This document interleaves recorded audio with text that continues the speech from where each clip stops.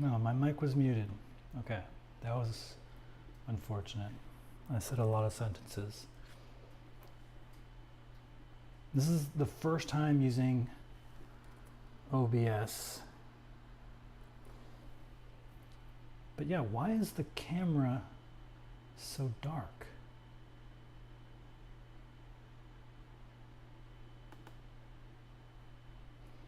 When it is in fact quite bright in this room. There's plenty of natural light.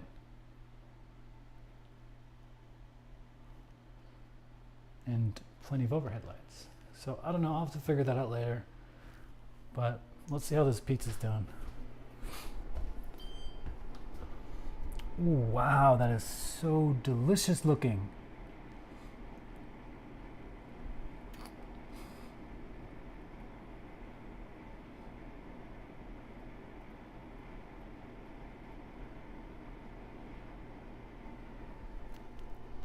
Wow, you guys are in for a visual treat. I wish I could give you a slice of the pizza too, but you have this video now. You can watch it and make the same exact thing I just did.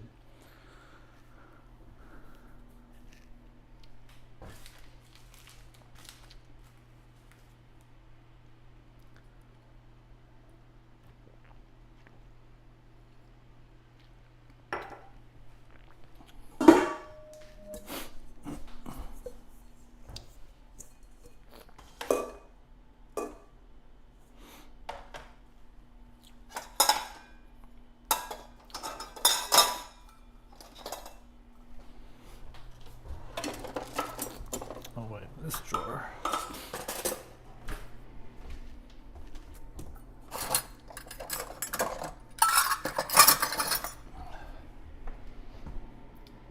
I wish the oven got a pinch hotter. I want that cheese to melt and brown a bit more, but let's see where the timer's at. 18 seconds left for 10 minutes. I think I'm gonna give it a minute or two more. Now I can actually show you maybe.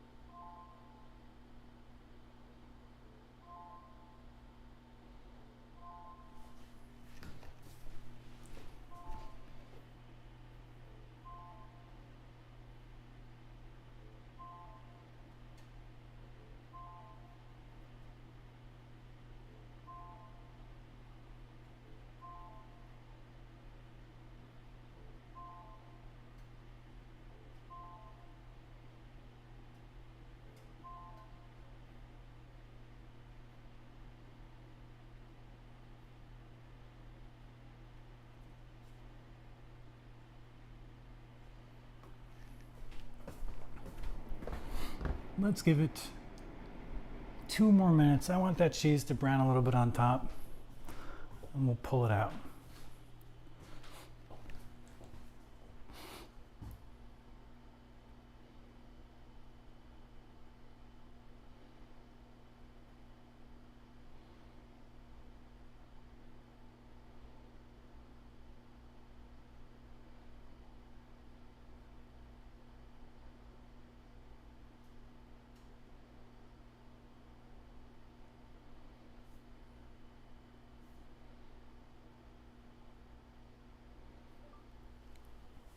When you come to visit Dad today, do you want to pick up the wheelchair?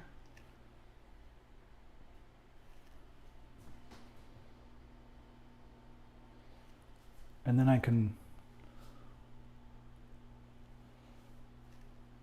wheel you?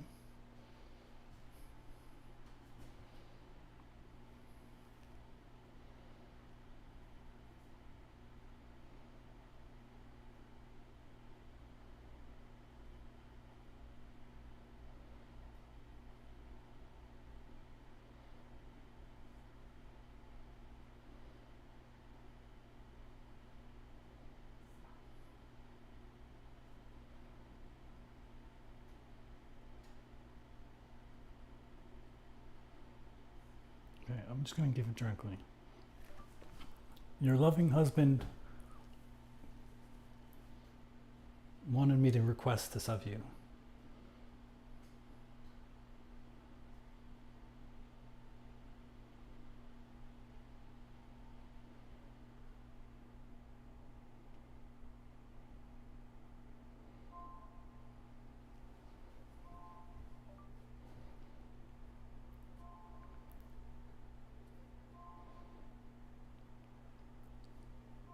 Does that sound like something you're interested in?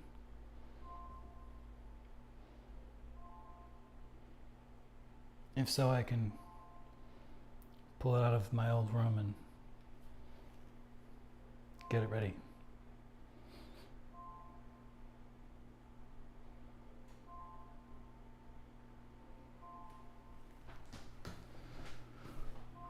All right, that was another 2-minute timer. Let's see what we're looking at. Not quite. I want to see a little bit more browning. I'm seeing a tiny amount. I think I'm going to give it another 2 minutes on top of that. It's a thick pizza.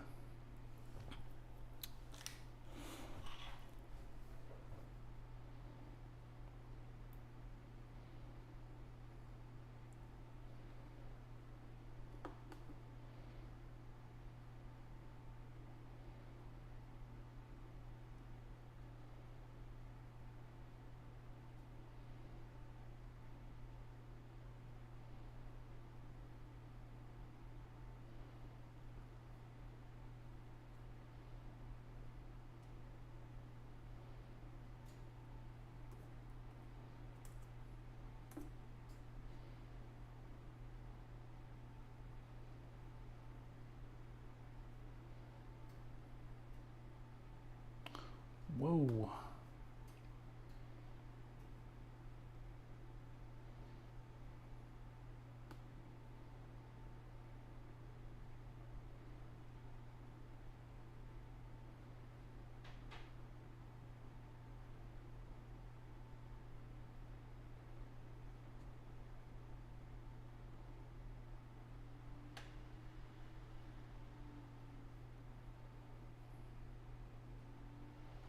Okay, that should actually be higher quality. Apparently it was being scaled down. Still, the colors are weirdly dark. I need to figure that out later. I can't open the camera settings while I'm streaming. Doesn't seem to like that.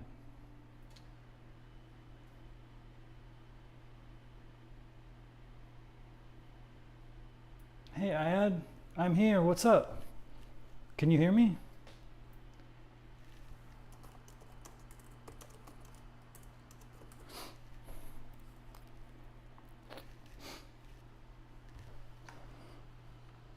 Okay, good. Yeah, I'm having a little trouble with the stream a little. Still sort of figuring out, but just about finished with the pizza. Ooh, it's looking pretty good. I think that is good. I'm gonna call it at that. Turn it off. You wanna see the final result of all this work? I saw you come on earlier. So you saw the beginning part of the pizza making process, and now you get to see the very end. Whoa, that's hot. Blast to the face.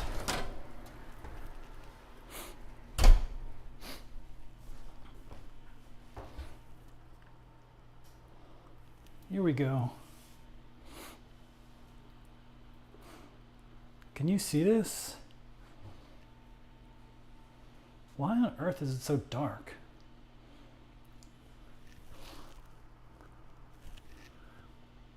This is the final result. Homemade pizza with mushrooms, roasted red pepper, 3 cheeses, homemade dough.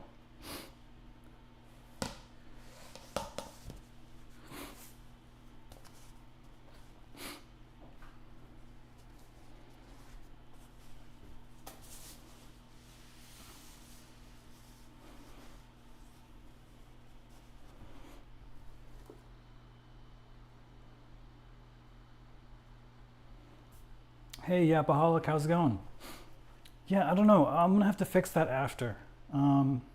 It's the same camera I've been using this whole time, but I just plugged it into OBS Studio instead of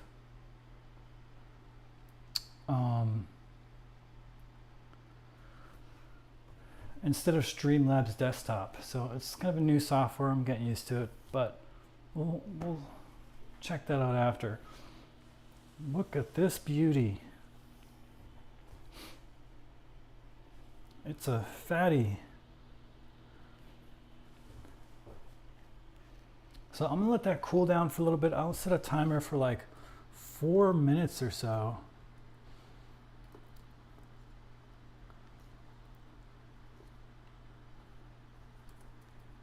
Maybe 5. Cool down.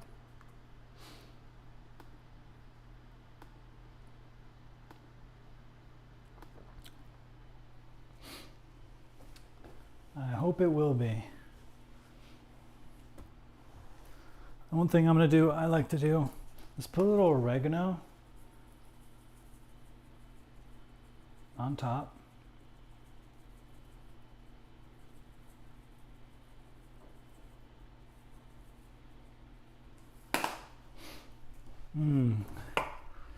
Sorry for making you so hungry, man.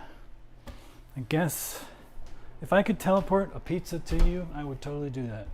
What I need right now, the last thing I like to put on my pizza is red pepper flakes. Oh yes, and we have some. Perfect. So let's put these on.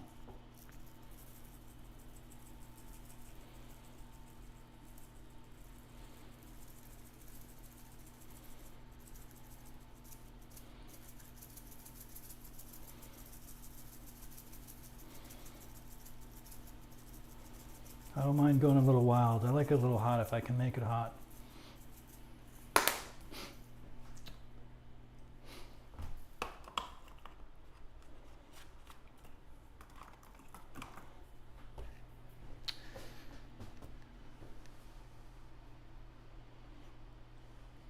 What's your diet? What kind of crazy diet that are you on that you can't eat a delicious pizza like this?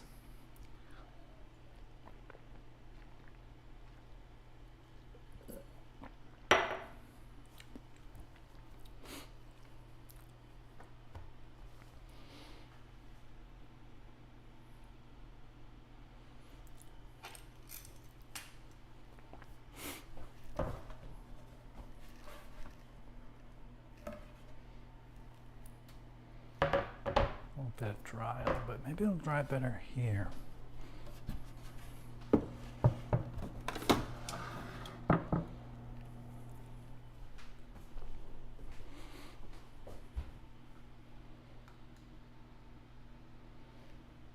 Oh yeah? Have you been getting enough sleep, Ayad?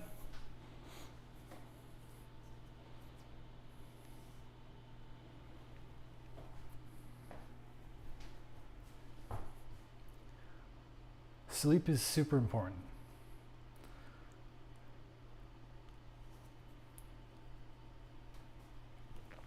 I want to get the pizza in the frame still. How can I do that? I want both myself and the pizza in the frame.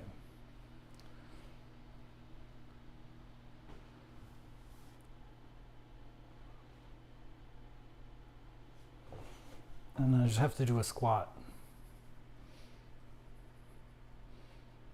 Oof. My legs still burn from yesterday.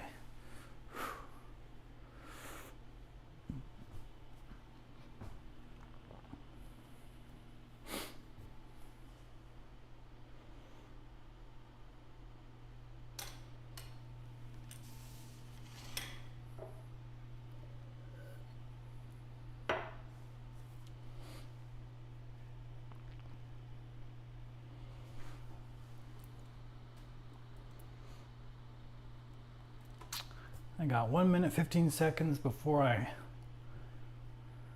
dive into this pizza. Well, it's still probably pretty hot. kickboxing, swimming, judo. You have a busy schedule. But that's great. You know, I think kids these days, most of the time they're not doing enough. So what do? They just sit on their phone all day. So probably doing a lot of activities is probably a good thing in the long run. But yeah, if it leaves you tired, man, just make sure you're getting enough sleep. For sure. Because there is such thing as working too hard.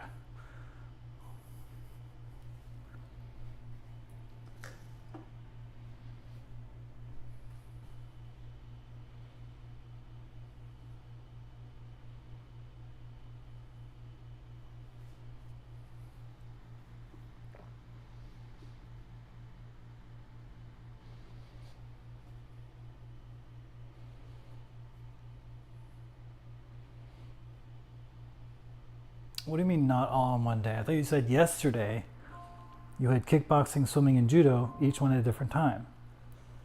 But not all in one day?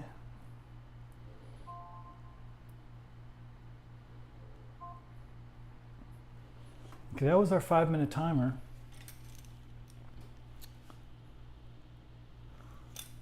Let's see what happens when we rip into this. Give a better angle.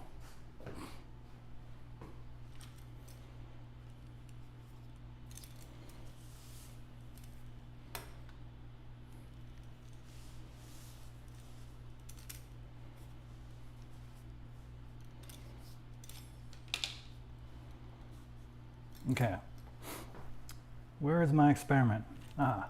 So for those of you who were here earlier, what I did was I actually tried 4 different cheeses,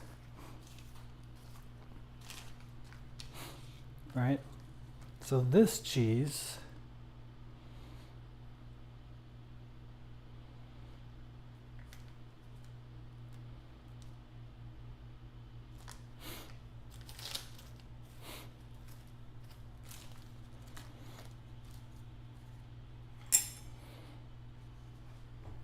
I believe that's it.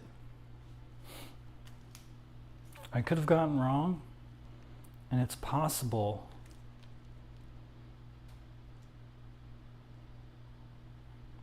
No, I think this is it.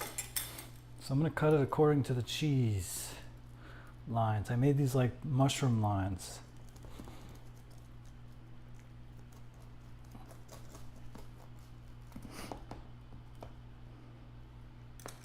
Yeah, that sounds like a lot I had, but more power to you if you're able to do that. Because I assume you also have school at the same time, right? Not just those sports.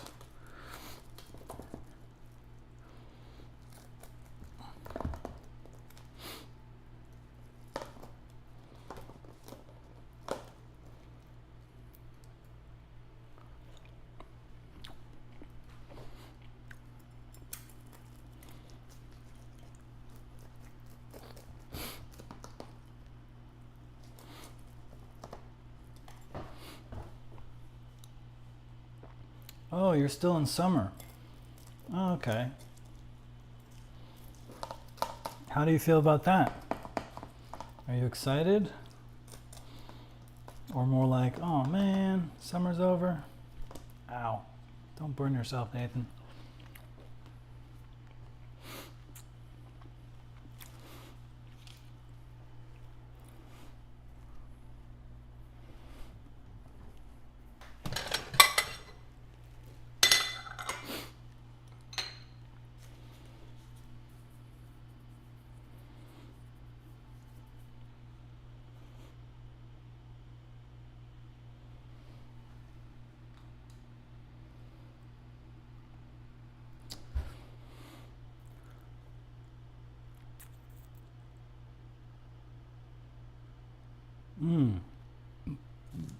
The school is being renewed.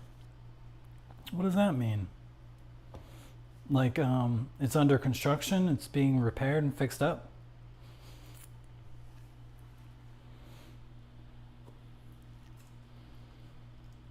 Oh God, this is so hot. We'll spread some of these slices out so they cool down a bit.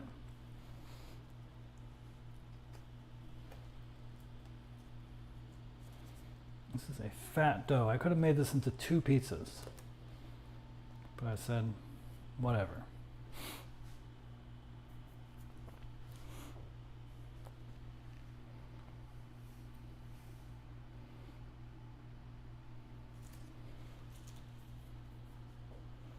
I see. Well, hopefully that means when you get back, it'll be nice and brand new. Nice.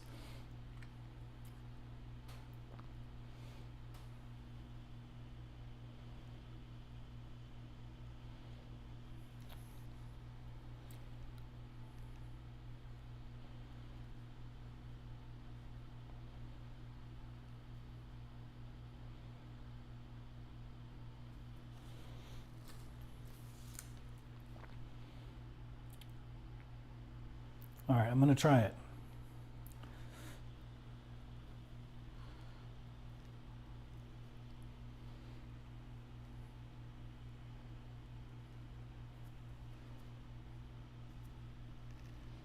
I'm too tall. I have to always adjust the camera.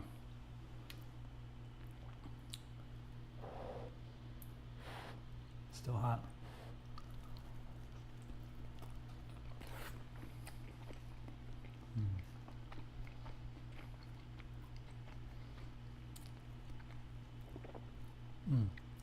Yummy. I want the tomato sauce to marinate a bit more. It's one little thing I notice. This sauce and all tomato sauces that I ever make, they're always better the second or third day after they've been sitting for a little bit and the flavors develop.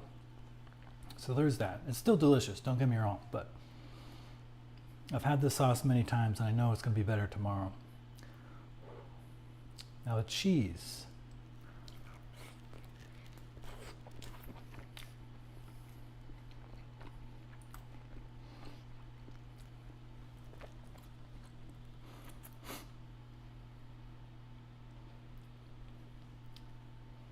So. That was the Galbani. Yeah, my father's doing much better. He was in a lot of pain the other day because they were trying a new medication for his pain and it wasn't working. So yesterday when I visited him, he said they put him on a whole new pain medication and he loved it. And he looked a lot more lively. You could see that he was moving his legs and moving his body, whereas before he was like every kind of movement was so painful and he just was barely moving. He was in a lot of pain. So they've gotten the pain under control, which is big. Next step is just to see if he can kind of move a little bit because they actually want to get him out of the hospital. That's the MO of hospitals in the United States. They want to kick you out of there as soon as possible. Their job is only to stabilize you. And then they want to send you off to rehab and other places. They want to send you home. But he can hardly sit up.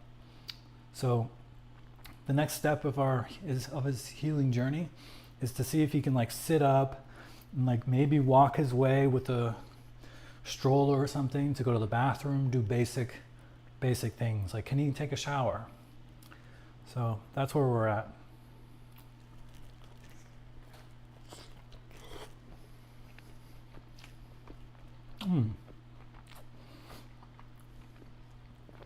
Yeah, I would say this cheese is better than this cheese. Galbani, not quite doing it for me. But I'm most excited to try these 2 cheeses. So let's dive into this one.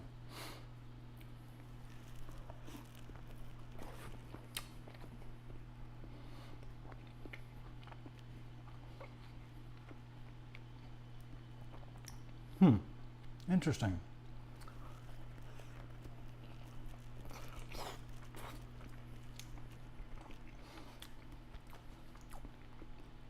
I like it.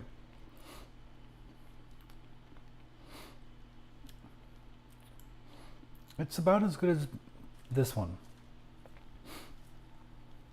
And last but not least, Narragansett.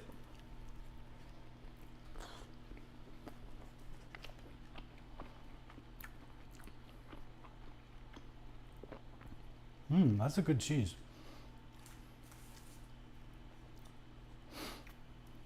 Try another bite.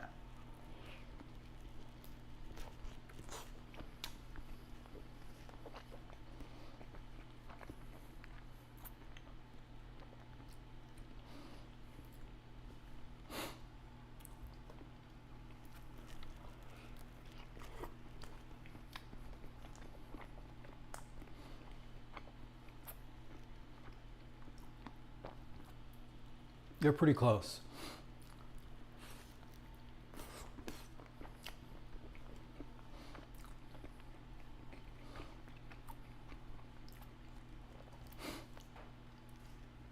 Interesting.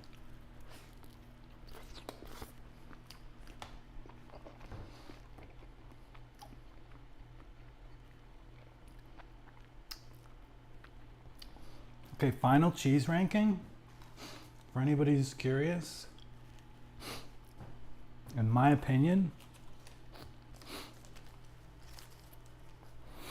from best to worst, I don't know, it's hard for me to separate these three.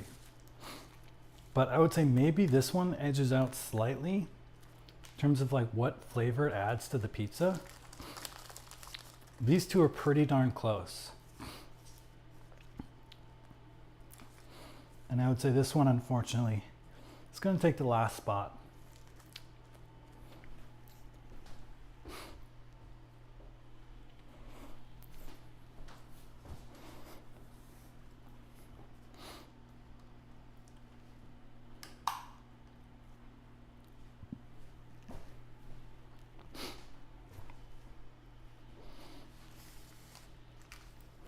If I had to rank them, this one's the best.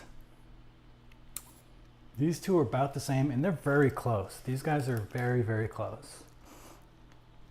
And then this one is the worst. So if you're making pizza in the future, you go to the grocery store, you need to decide which pizza, which mozzarella cheese you need. You can get any of those. You'll be good. Do I think school in the USA is good? That's a good question.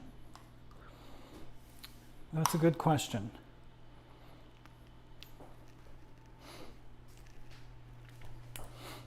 I think school in the USA can be good. But first, you have to recognize that there's many types of school.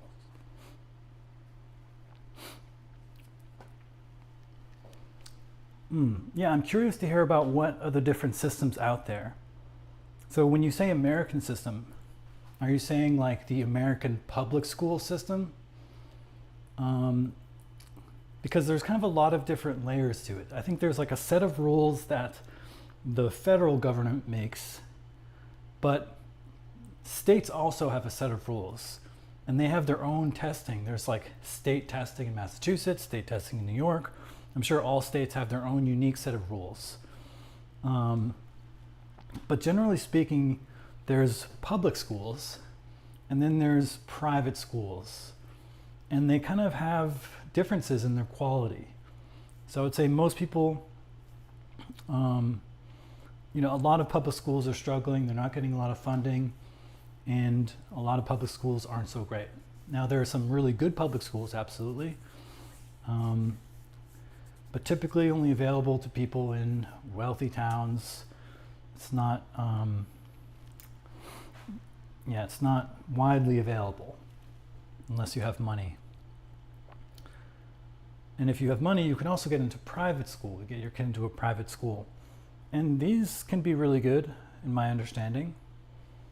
But broadly, when you talk about the school system in the United States, I think they all make the error. Now, I can only speak for what I know of. Maybe there are some schools that don't do this. But I think they all make the error of trying to make students into wage laborers, right? The goal is to make it so the kid learns some trade or craft or skill so they can be basically a slave for the rest of their lives until they hit retirement age. So the focus is like, math, physics, science, these like hard academic subjects. Schools don't really put focus on what I think are more important skills that you should have as a human being, right?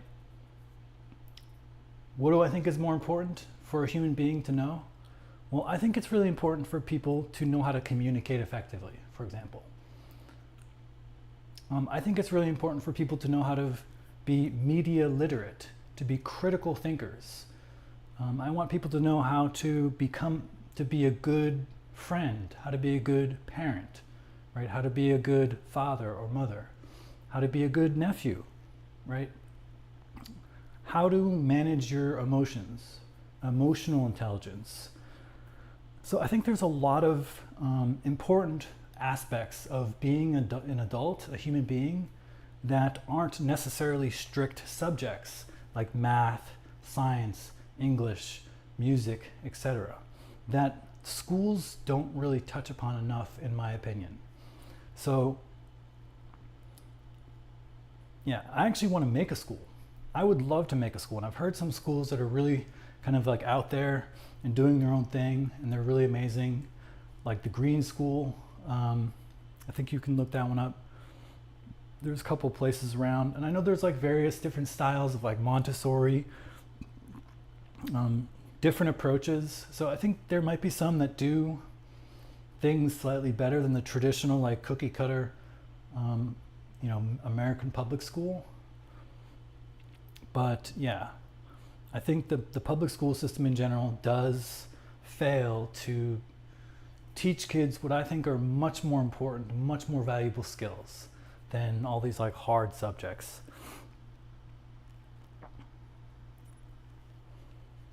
Is it? So what system are you in? So you're saying like your system is very, very difficult? Because I wouldn't be surprised. I mean, the overarching standards for Americans, I think, are pretty low. In my understanding, when I've seen them compared to other places, the standards I think are pretty low in terms of like getting a passing grade, in terms of getting your base education.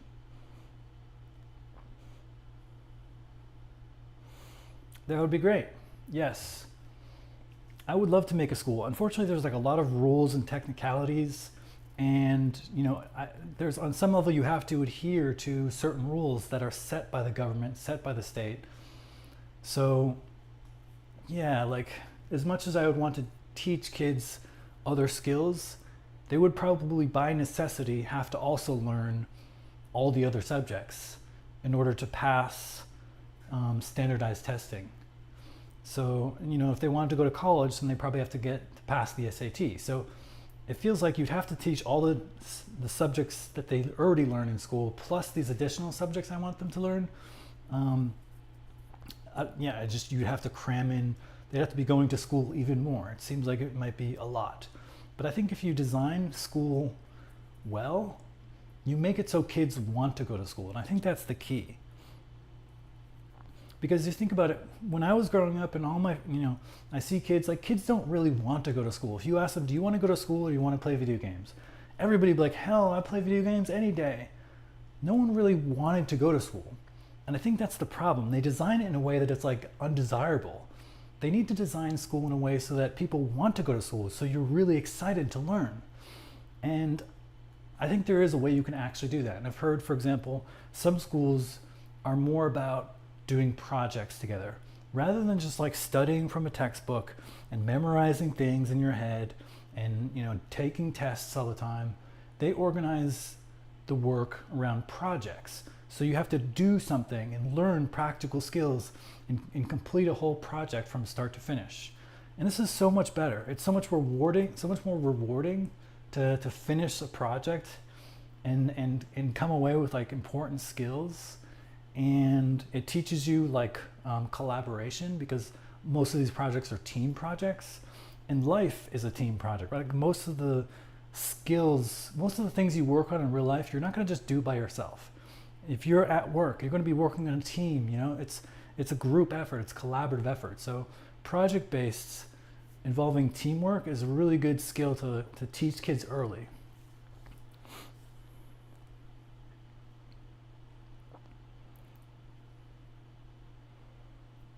Mm.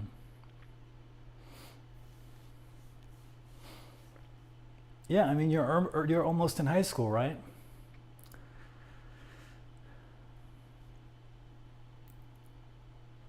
Yeah, so in the US, we do have these like systems where you can take more difficult classes in high school and potentially reduce the amount of classes you might have to take in college. AP classes, for example, um, that's a good idea to do if you want to do the extra work. I mean, I found it to be quite a bit more work. I remember I was taking AP US history, and oh my God, we had to read like 100 pages a night and like write something about it, and it was just insane. So I was like, okay, like I could do this, but like why? That's not fun. So I just didn't do it. I dropped down to regular US history, and oh my God, this was so much easier. I got an A in that class so easily with so little effort. So it's just up to you. How much work do you want to put in to do an AP? Also in the US, you can do this thing where you take, what are they called? When you go to college, you can take certain tests that allow you to test out of certain classes. So if you just pass the test, then you don't have to take the whole semester's worth of class. The name is escaping me. Maybe somebody watching can remember what it's called, but yeah, some sort of exam you can take. So I did that for a couple classes where I was like, I can probably take this test and pass and skip this whole class.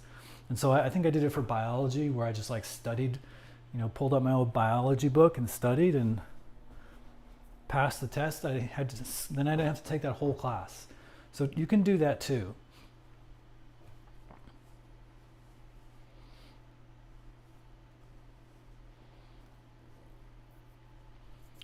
What do you mean you take Asia, Europe, and Africa in social studies? Like those are the specific ones you study?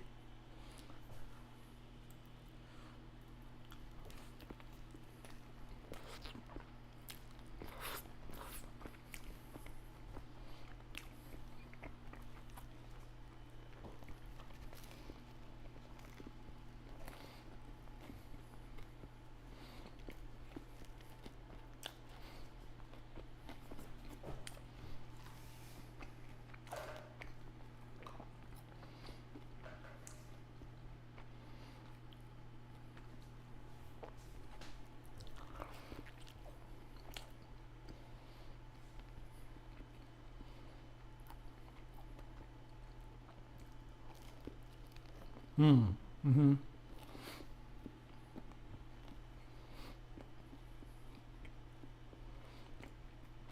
So what do you mean that you take Asia, Europe, and Africa? Or you just mean that's what you're studying right now?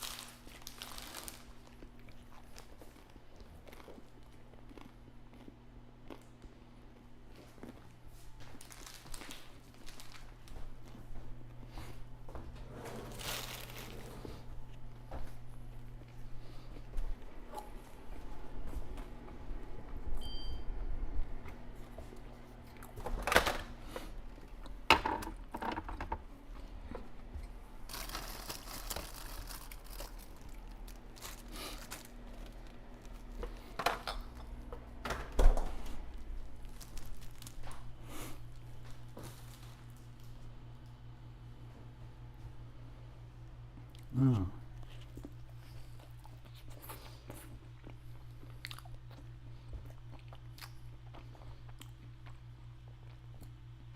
Okay, so they group Asia, Europe, and Africa into one subject?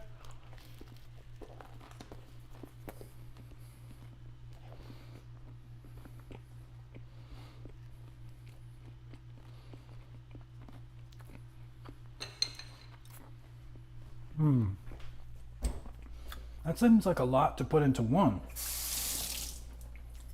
Asia itself is huge. Africa itself is huge. Europe is, you know, they're pretty big. But they certainly have a rich history.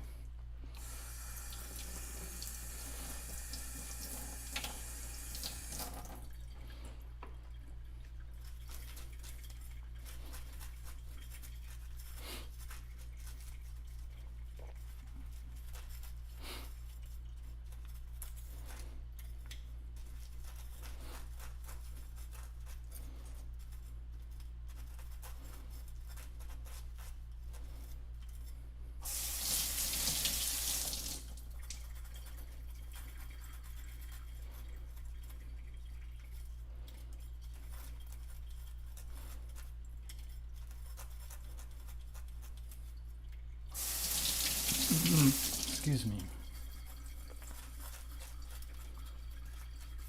Apologize for my burps.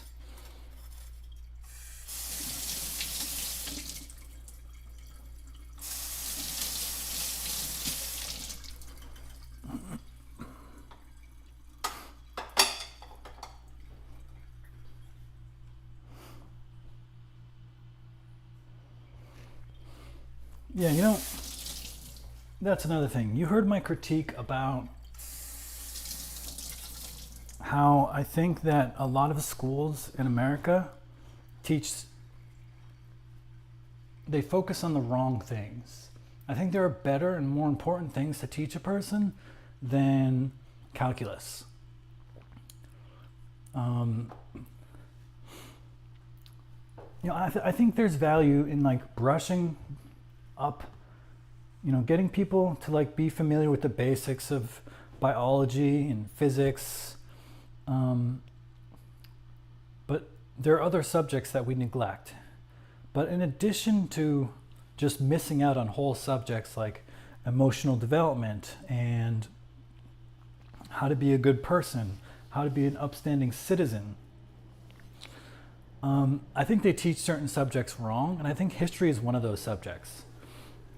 All I know is like a lot of history for me was like memorize this date. When was Abraham Lincoln born? When was this person born? When did this event happen? And that's not really that important, right? Like I can look up, if I ever need to know when Abraham Lincoln was born, I can look that up. That's easy. I think what we should be learning from history are the lessons of history, right? Like something like war is absolutely horrifying and it causes untold death and destruction on both sides, and it is something we should avoid at all costs. You know, that's an important lesson of history that we learn time and time again, right?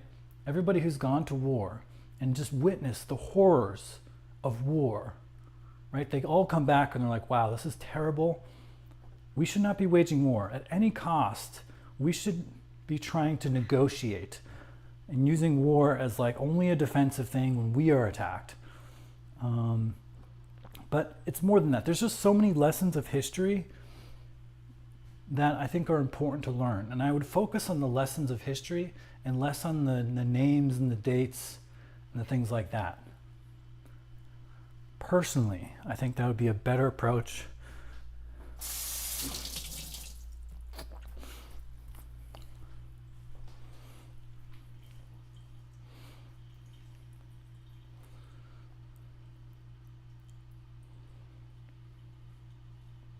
Yeah, I wouldn't be surprised.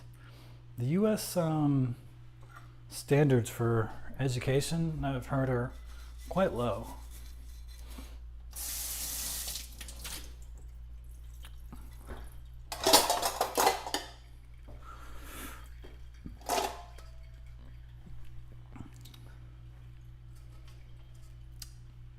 Where are the dish towels?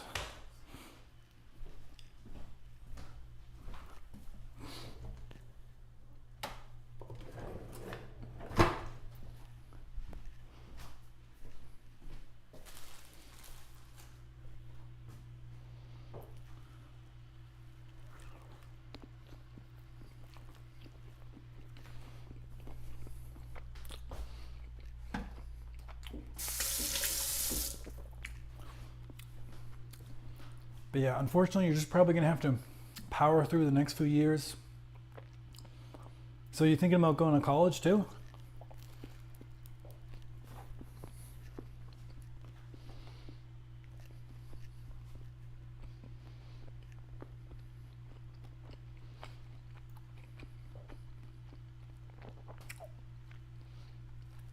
I figured you would. Bachelor's degree, master's degree, PhD, medical doctor. Anything interest you right now?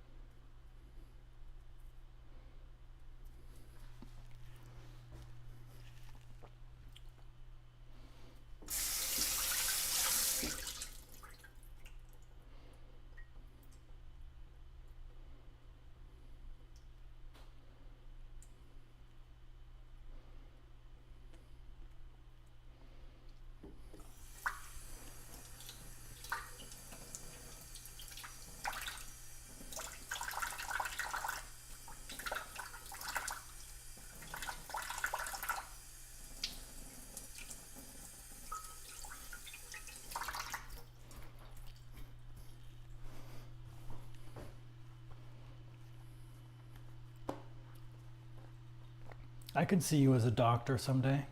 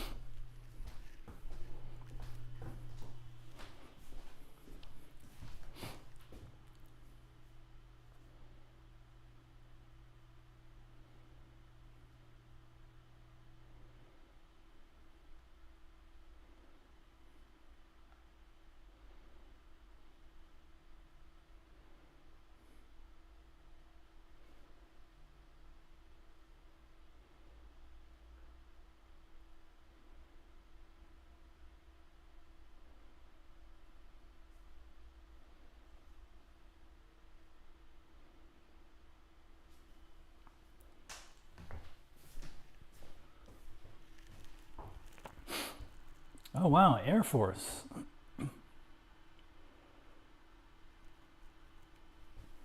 Yeah, I mean, I don't know how it is for you over there, but the military seems to like it opens up a lot of doors. I considered it myself. I don't know how your system works over there, but here in the US, you basically either enlist in the military, often right when you hit 18 and graduate high school, or you do 4 years of college first, and then you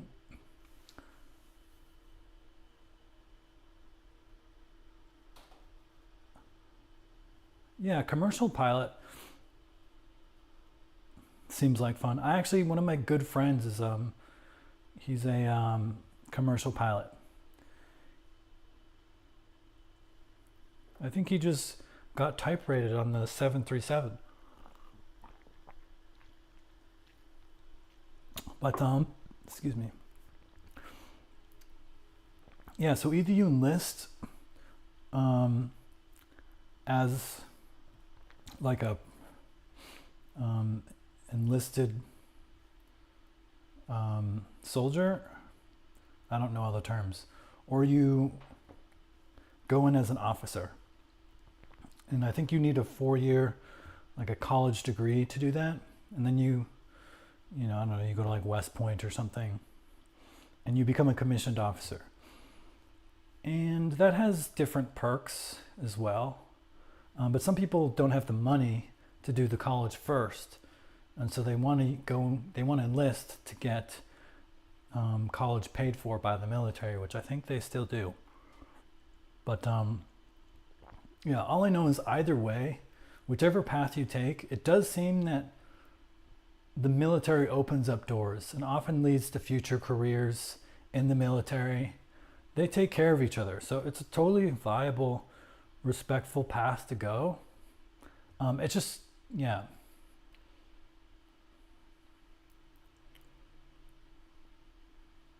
I was going to say, it's just kind of a shame that we have such a big war apparatus.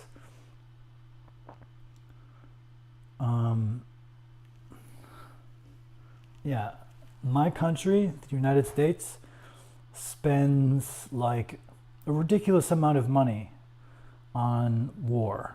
And I don't know, I just feel like maybe we could spend a little bit less on war and tanks and bombs, and maybe a little bit more on school and infrastructure and you know, clean cities and housing. I don't know. That's just my opinion. But certainly I do think that's a viable path to take if you want connections and security. And especially in the US, I think there's like a little bit of an obsession with like, yeah, you get all these discounts. If you were in the military, for the rest of your life, you'll get like veterans discounts. If you were in the Air Force or in the Army, like often you can get like cheaper plane tickets or like use military bases as places to stay. Like we really honor and respect and give extra bonuses to people who were in the military, which is nice. It's respectful to do that to people who served, you know, in combat and like fought for the country. But unfortunately, I think a lot of the, you know, the fighting for the country, you know, it's not like the good old days where we were like fighting against the Axis powers, right? Like today, I feel like a lot of the wars and a lot of things we're going to do as somebody as a soldier may not be necessarily, it could be more like politically motivated, rather than, you know, the kind of the good old fashioned, we're here to protect democracy, we're here to protect America. I'm totally down with that. But if we're sending the military to countries to like, you know, to like break down another country's like government and cause a coup or something, like, I don't know. I'm just not sure that all the uses of the United States military today are in alignment with core American values. Yeah, exactly. Like, I mean, think about how the military is being used right now. The National Guard in the United States is being used to like detain suspected immigrants, right? Or to like supposedly fight crime. I don't know. I think there's laws against deploying the military as domestic police. Yeah, I'm not sure that aligns with what I think we should be doing with the military, but that's just my opinion. But yeah, that's definitely not an option to sleep on if there's any similar kind of perks where you're from with regard to being in the military.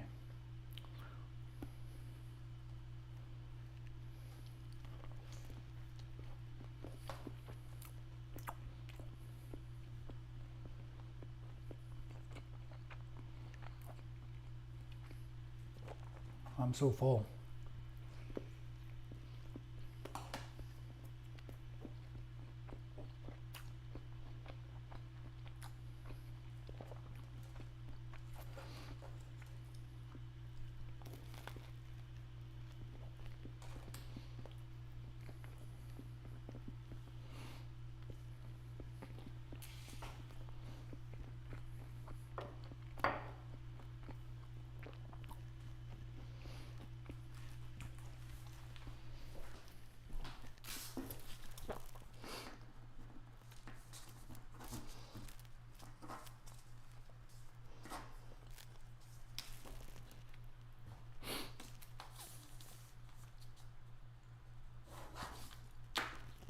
Okay.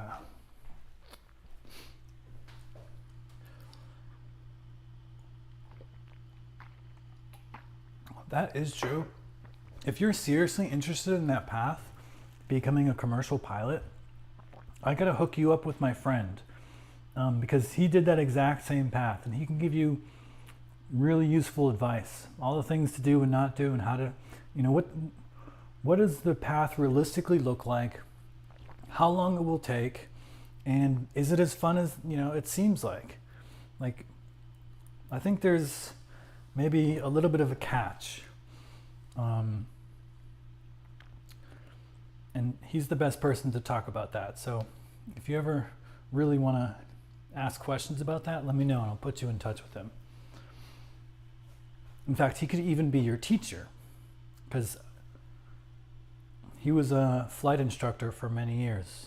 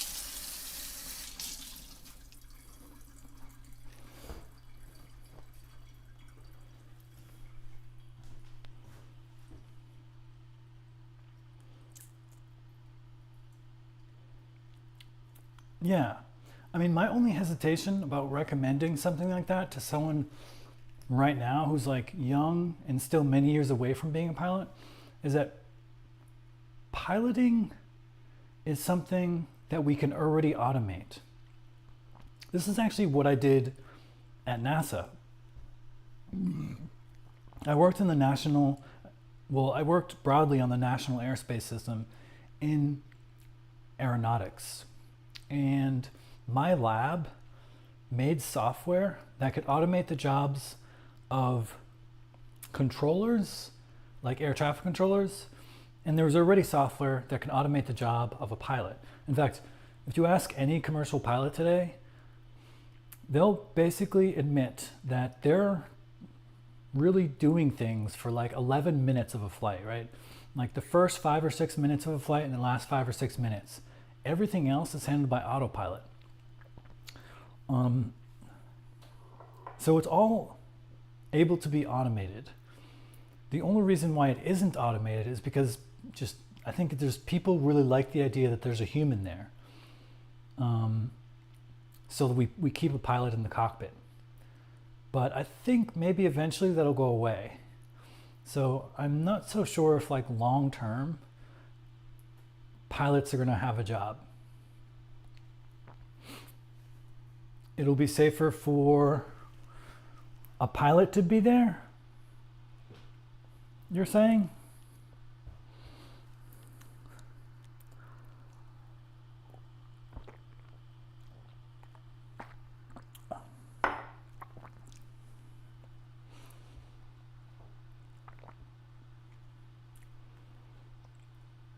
Because we did a study, so let's just talk about controllers first.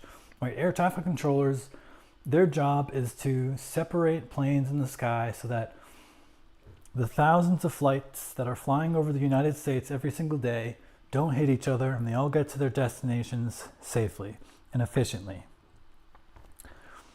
But there's also other systems in place, like TCAS, and other systems that planes just have to have that prevent them from colliding midair.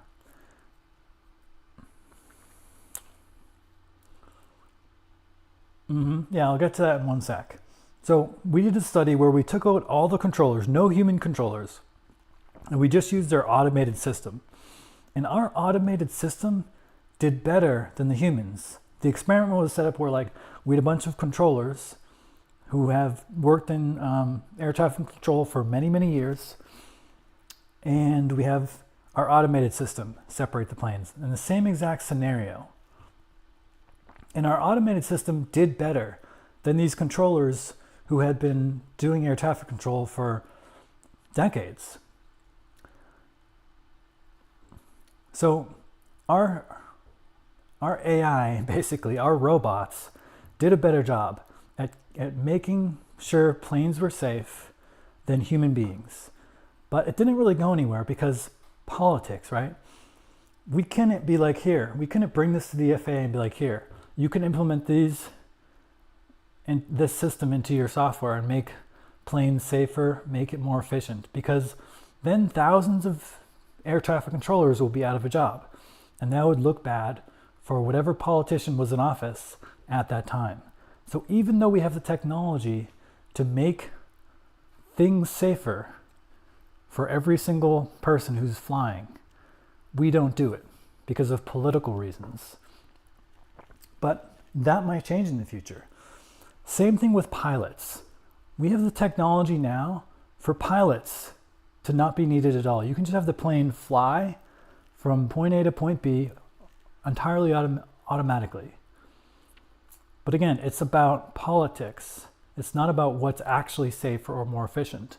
Because I think in reality, the automation is safer than a pilot 99% of the time.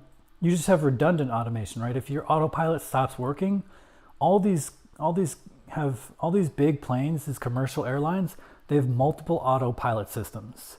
So if the first one stopped working, then you have the second one. And there's probably even a third one as well, right? So it's not that hard. You just put another separate computer that can turn on or is already on, and it just kind of comes online as soon as it detects an issue with the first autopilot.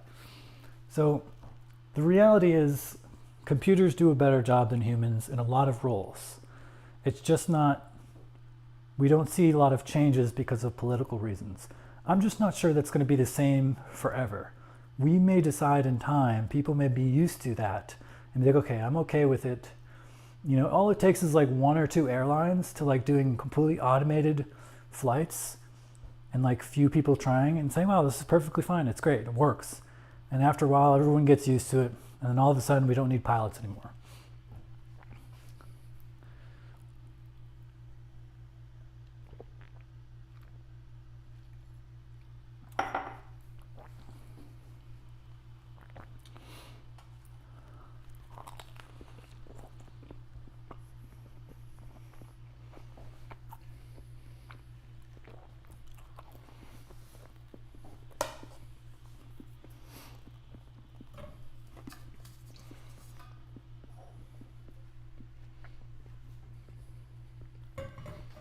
My opinion on what you should study or what you should do in college or what you should be when you grow up?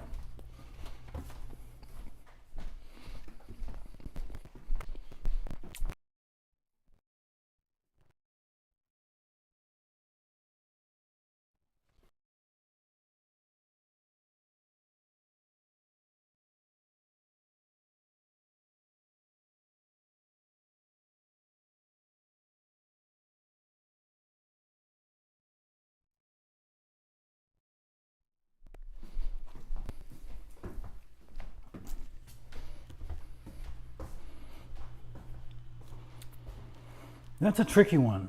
If you ask me, you should read my blog. On my blog, I posted a 3-series article about AI and the future of humanity. And it spells out in rich detail what I think is coming in the next, 10 years. And if I had to condense it all into a couple sentences right here, I think AI is going to get so smart that it's going to take away everyone's job. It'll be able to do anything that a human could do, but even better. And so I think this is going to completely upend the world economy, because the way the world economy is structured now is based on wage labor. The idea that you work a job and you exchange your labor for money, and you can use that money to pay your rent and buy food and enjoy a comfortable life. Now, when AI gets better and better and more capable of taking jobs away from humans, it's going to be harder and harder for people to find work. And the government's going to have to step in and probably do something like UBI, Universal Basic Income, where companies that used to have employees, they'll have to pay some AI tax to fund this UBI fund, which will start paying people who can't get jobs because they were displaced by AI workers. And it'll start kind of slow at first, kind of like now. If you look at college graduates and their employment prospects, they're way down because AI can already do a lot of stuff that entry-level college students can do. So hiring for new grads from college is already down, and this is just the start. I think as we see the next couple of years, we will see that more and more jobs are being replaced, like software developers, researchers, a lot of very cognitive heavy fields will be replaced first. Eventually though, robotics will catch up to where AI is, and then we'll start seeing more manual labor jobs replaced as well. But that's probably 2 to 4 years behind the more cognitive jobs. So I think, for example, you'll see doctors get replaced before you see nurses get replaced, because the labor that nurses do is much harder to get a robot to do than diagnostics. In fact, there are already many expert systems that are better, they outperform doctors by a huge margin in terms of diagnostics. So yeah, I think that's going to happen. I think the whole thing is going to be, we're going to have a completely different world economy 5 to 10 years from now. We'll start seeing it more and more and more and more slowly over the next few years. And so when I think about people going to college, I'm kind of I'm not sure it's even worth it. So you're still young, you're in middle school. You still have 4 years of high school. And that's plenty of time. I didn't even decide what I want to do until I was already in college, and I flipped majors a couple times. So you have many years before you have to really kind of settle down on what you want to do. And I would just keep an eye out. Keep your eyes open and be watching how the world is unfolding. Because by the time you're in the end of high school and you're about to graduate, I think you'll be able to see whether it makes sense for you to go to college. Normally, I would say absolutely yes, college is great, get an education. And that's my general answer to everyone. But I'm just not sure what the future holds with this whole AI thing. So I would, find some things that interest you, maybe start doing, it seems like you're making a game, a video game. Keep doing those projects, have fun, learn. And then ask me again when you're just about to finish college, or maybe when you're in your junior year of college, and we'll see. Maybe my predictions are wrong, and that's great. I mean, sure, but if my predictions are right, then I think the world is going to be a lot different. And if you read my article, I go even more in depth in terms of what's going to happen after. After there's this like whole shakeup, I think ASI, artificial superintelligence, will ultimately usher humanity into a new era of prosperity. You know, there's a lot of people out there who are like, AI is going to kill us all. It's going to wipe us out. I actually don't think so. And I explain why in my article. So I highly encourage you to check that out. It goes into depth there. And I cover all the bases. And I have some later articles too that talk about other people's predictions who talk about AI in the future. And some people, for example, AI 2027, they have a really good article that they wrote up, also worth a read. But the difference between him and me, these guys and me, is that they think AI is going to kill us all. I don't think so, and I actually wrote a follow-up article about why I don't think so. But it seems that a lot of people predict that a lot of things are going to change. So either AI is going to completely wipe us out, and then of course it doesn't make sense to worry about college. Just spend time with your loved ones, you know, if you really think that's going to happen. Or AI will usher us into a new era of humanity, and I can guarantee you it's not going to be based on wage labor. It's not going to be based on capitalism. So you won't really need to think about education in the same sense that we think about it today, which is like to get a job, to get a career. You'll just think about education in terms of, oh, what do I want to do in my free time? What do I want to learn about? So it's kind of a different assessment. Like, had I gone to college if I was going to go to college like 4 or 5 years from now and I noticed the world is changing, instead of focusing on like very, tech heavy, sciencey fields, I would have probably focused more on stuff that I was interested in. For example, I was most interested in philosophy when I went to college.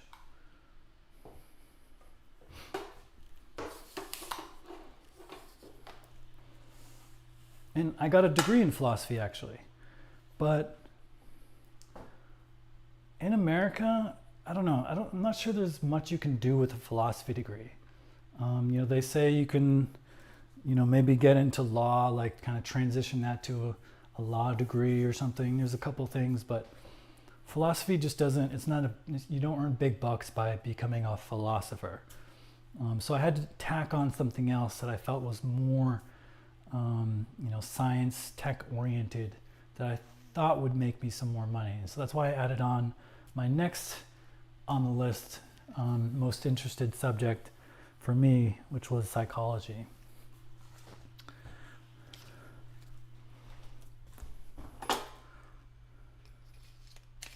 I'll let this dry a bit more.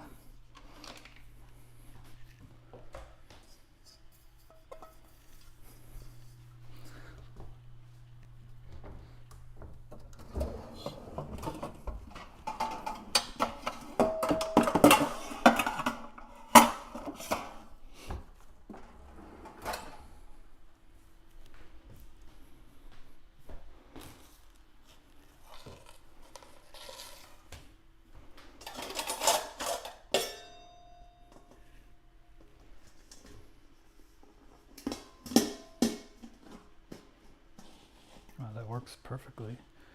That's weird.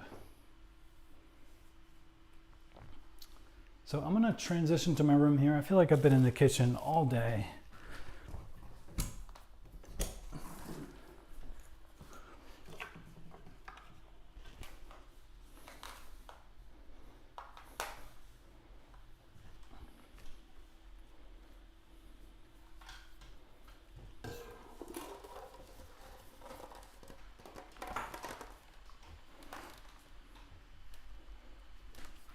Let's get the lights. Thought it was dark before.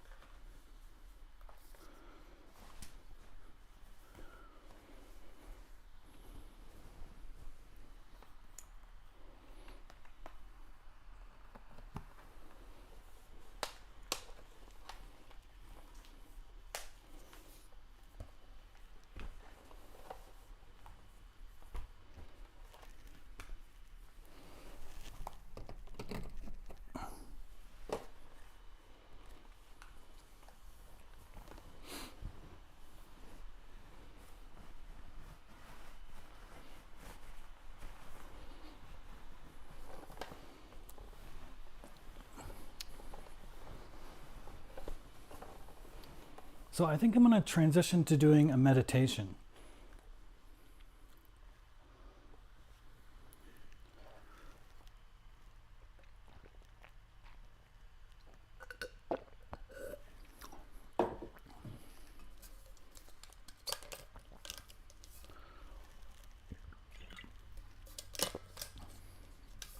So let me update the stream info. Can I do that from OBS?